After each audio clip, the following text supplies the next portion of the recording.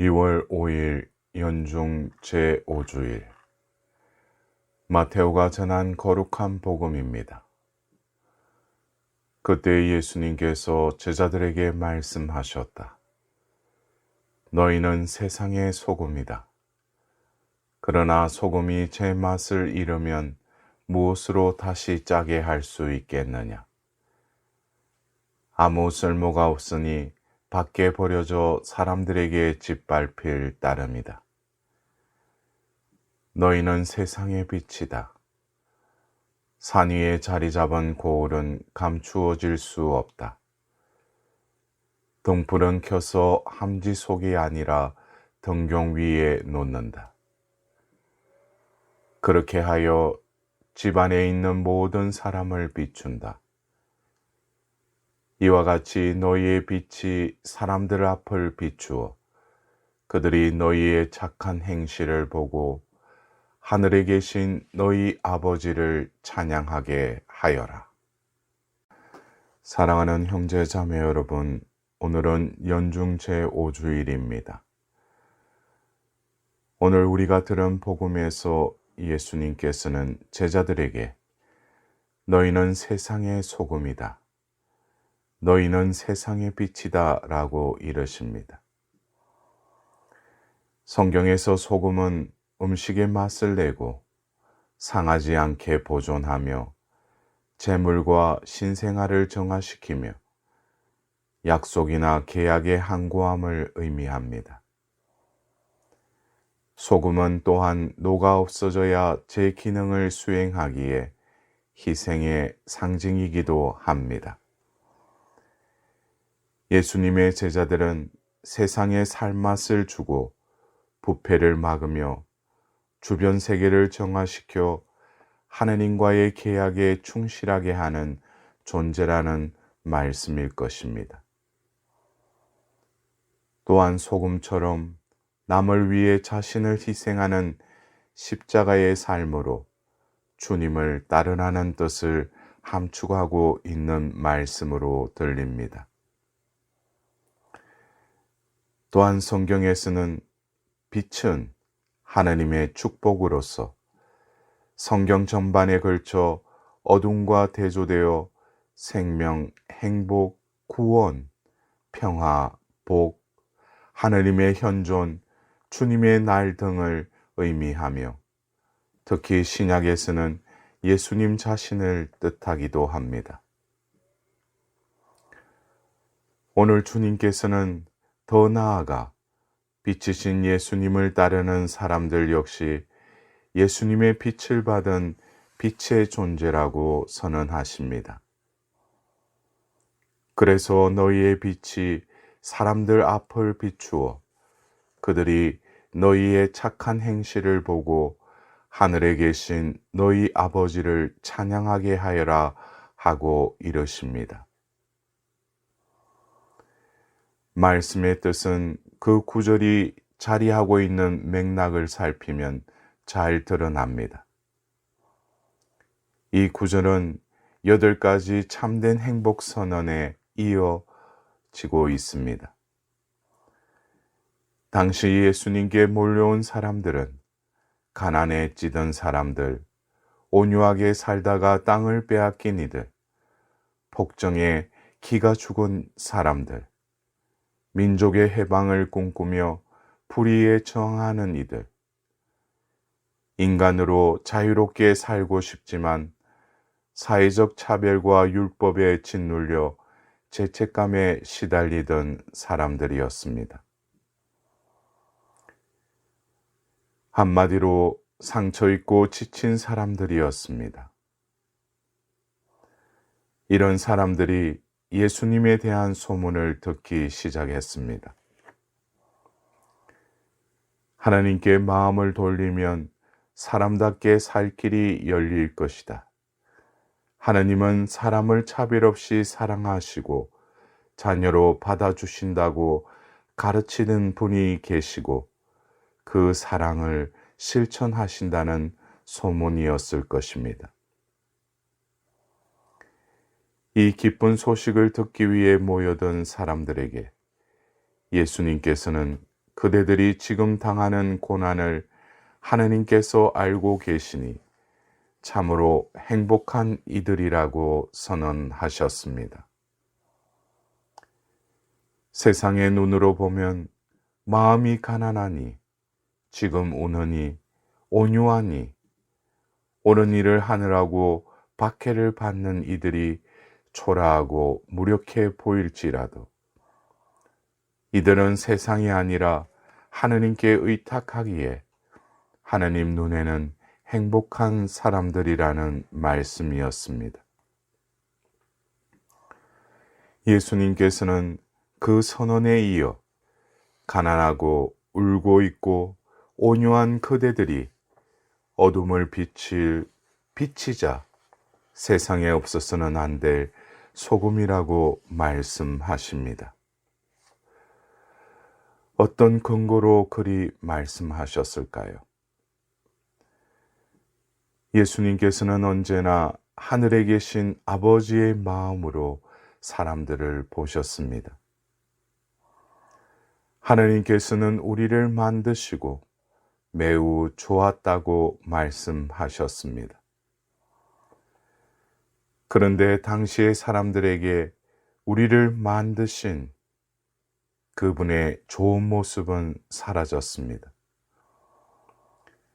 대부분의 평민들은 정치적으로 식민지 치하에서 경제적으로 불이하게 수탈당하며 사회적으로 불평등과 차별을 당하는 이들, 신앙적으로 믿음의 기쁨보다는 율법을 어기는 죄책감에 눌려 지냈습니다. 이들은 삶의 한계에 직면하여 자존감이 바닥난 상태였습니다. 그런 사람들을 향해서 예수님께서는 이렇게 선언하십니다. 너희는 세상의 소금이고 빛이다. 하느님께서 만드신 원래의 그 인생을 살아가여라. 넉넉하게 가지지 못했다고, 유명한 존재로 인정받지 못하고 차별당한다고, 큰 힘 없다고 주눅들지 말아라. 하느님이 너희를 빛으로 소금으로 만드신 사실을 기억하여라. 자부심을 잃지 말고 당당하게 살아라. 예수님께서는 그런데 소금이 짠맛을 잃으면 버려질 것이라고 하시고 빛을 함지 속에 덮어두지 말라고 덧붙이십니다. 빛이든 소금이든 모두 재구실을 해야만 존재의 이유가 있음을 강조하시는 말씀입니다. 실상 신앙인으로서 소금의 역할, 빛의 역할인 재구실을 다하고 있습니까? 부모로서의 노릇, 자식으로서의 노릇, 신자로서의 노릇을 제대로 하기가 쉽지 않습니다. 자신을 반성하면 짠맛을 잃어가는 모습을 발견하게 됩니다. 그런데 왜 자꾸 짠맛을 잃게 되는 것일까요? 한마디로 자신을 버리지 못하기 때문이 아닐까요? 소금은 자신을 녹여 자신의 모습을 없애버릴 때 제 역할을 할 수 있습니다. 등불도 자신을 불태워 자신의 모습을 치워갈 때 제 역할을 수행할 수 있게 됩니다. 녹지 않는 소금, 빛을 내지 않는 등불은 쓸데없는 물건입니다. 신앙인도 마찬가지로 자신의 희생이 없다면 아무리 많은 능력이나 다양한 경험이나 높은 명성을 지니고 있어도 주님의 눈에는 짠맛 잃은 소금, 함지 속에 감춰진 빛일 뿐입니다. 예수님께서는 이어서 산 위에 자리 잡은 고을은 감추어질 수 없다라며 함지속이 아니라 등경 위에 놓인 등불은 집안에 있는 모든 사람을 비춘다라고 말씀하십니다. 내 빛이 너무 작다고 산 옆에 숨거나 내세울 게 없다고 부끄러워 함지박 속에 숨지 말고 당당하게 등경 위에 올라가라는 말씀으로 들립니다. 행위는 존재를 뒤따릅니다. 인간 존재는 겉보기에 초라하고 천대받고 미약하여도 예수님께서 보시기에는 빛이고 소금입니다. 내 안에 심어주신 소금을 맛보고 내게 주신 빛을 발견합시다. 내가 하느님께 그토록 소중한 존재라는 사실을 받아들인다면 나도 소금처럼 남을 위해 희생하는 기쁨을 누리고 내가 받은 예수님의 빛을 남에게 전해주게 될 것입니다. 바오로 사도의 제2독서에서는 우리가 어떻게 소금이 되고 빛이 될 수 있는지 일러주고 있습니다. 나의 말과 나의 복음 선포는 지혜롭고 설득력 있는 언변으로 이루어진 것이 아니라 성령의 힘을 드러내는 것으로 이루어졌습니다.